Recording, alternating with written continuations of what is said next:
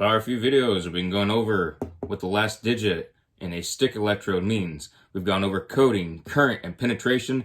Today we'll be talking about manipulation. Let's get to it.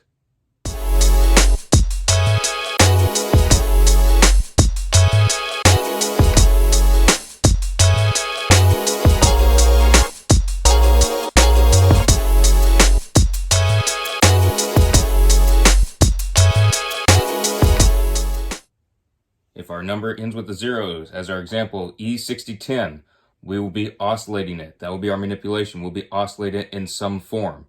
Granted, this will not apply to root welds for such as pipe, and if you're going to be doing a penetration weld such as that, but if you're doing straight welds, that's what we're going over.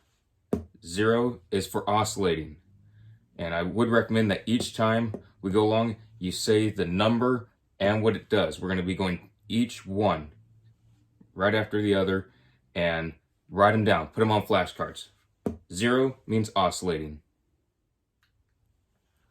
If our electrode ends with a 1, such as E6011, it will also be oscillating. That is how we're going to manipulate our weld. We're going to oscillate the rod. If our electrode ends with a 2, we are going to be dragging it. If our electrode ends in a 3, we will also be dragging it. If we're welding with something that ends with a 4, such as E7024, we will be dragging the rod.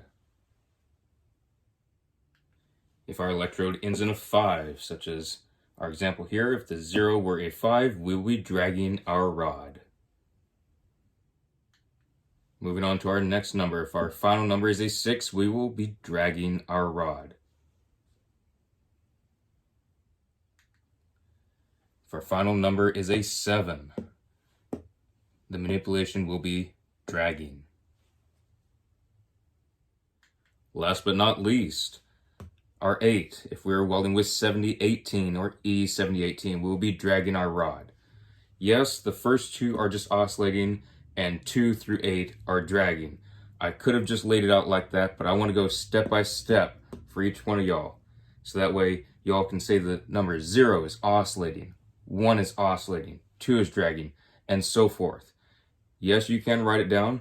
0 and 1 are oscillating, 2 through 8 are dragging. It can be memorized like that. I want to have it laid out for everyone so it can be in the simplest terms.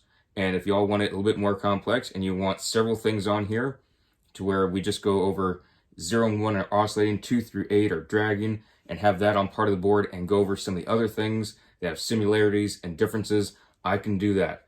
But for all these videos, I just want to have it all laid out, nice and simple, and we'll keep getting more complex as we go along.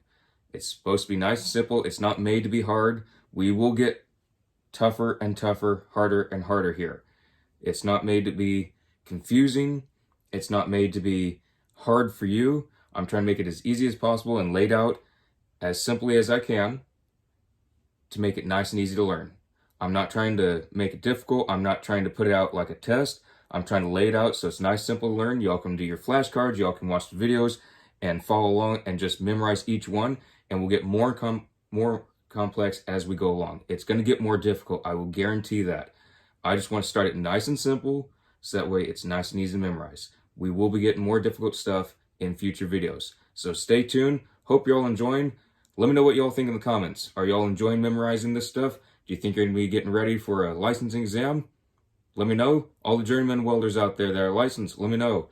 Is this an easy way for new apprentices to be memorizing it? What way do you teach your apprentices? Did you learn a different way? Did you learn similar to this? I'm very curious to know. Let me know in the comment section. I'll be looking forward to reading them, and I will see y'all in the next video.